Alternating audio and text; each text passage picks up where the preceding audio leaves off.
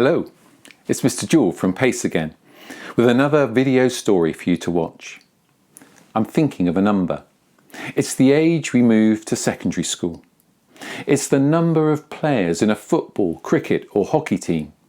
It's one of the easiest times tables to learn, and it was the number of the Apollo space flight that first put a man on the moon. What number am I thinking of? 11. On the 11th day of the 11th month, November, at 11 a.m, many people will stop what they are doing to remember something special. The people who fought, were killed or injured in war. It's because at 11 a.m. on the 11th of November 1918, the First World War ended. Have you ever wondered why 11 is not called one teen? We have 14, 16, 18, but not one teen. Well, 11 comes from an old word that means one left. One left after you've taken away 10. When I did an assembly like this 10 years ago in 2010, there was just one left of all the people who had fought in the First World War. His name was Charles and he lived in Australia. Sadly, he died in 2011, aged 110, 11 times 10, and now there are none left. Although sadly many people died in the wars and it's right that we remember them, their death was not a waste, as it has enabled many people like you and me to live in peace. There have been other wars too, but we thank God for the peace we know in our land. Many people wear poppies just now as a symbol to help us remember this. Now, we may not know many or any of the people who died in the wars.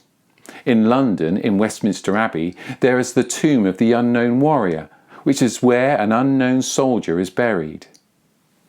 Talking of unknown soldiers, you may have heard of the Bible hero called David. He was the one who defeated the Philistine giant Goliath with 5 smooth stones in his sling. He would later become king and was described as a man after God's own heart.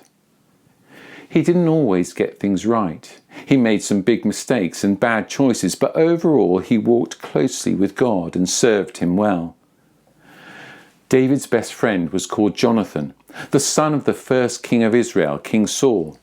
But my story today is not about King Saul, not about King David, nor even Jonathan, but someone like that soldier buried in Westminster Abbey, whose name we don't actually know.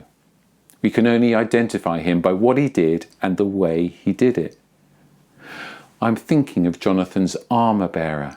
When important soldiers went into war, they had someone with them, a sort of servant who helped look after their armour, their sword and shield, and also helped dress them, as their armour was difficult to put on.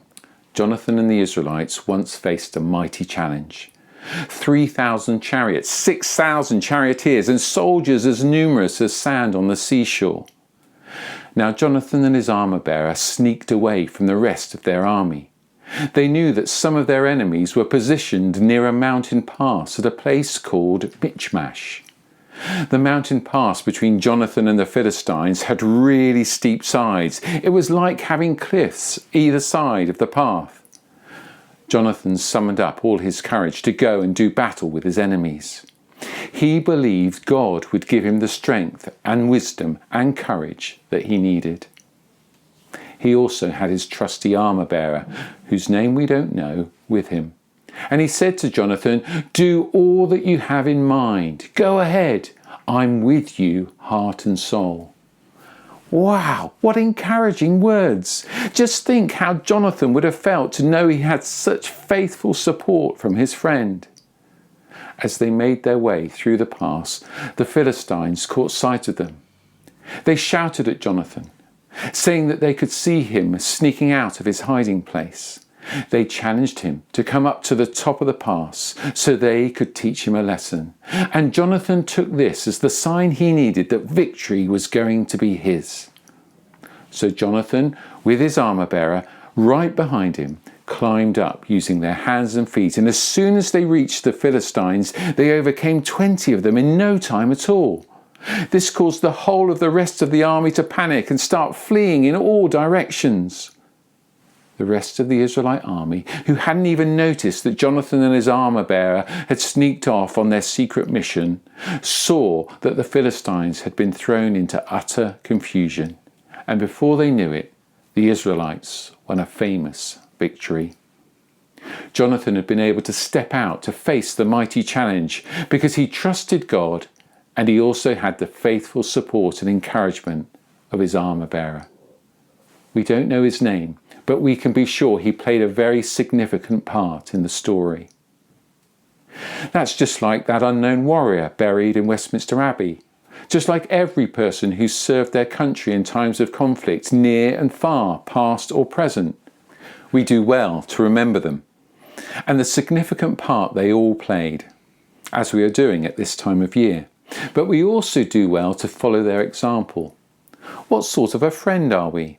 Are we as supportive and encouraging as that unknown armor-bearer was? I really hope so. I'm going to finish with a prayer. Please join with me, or just sit quietly if you'd prefer. Dear God, thank you for those people who fought in the wars so that we can live today in peace. Please help us to be loyal friends to others, supporting them through the challenges they face. Amen.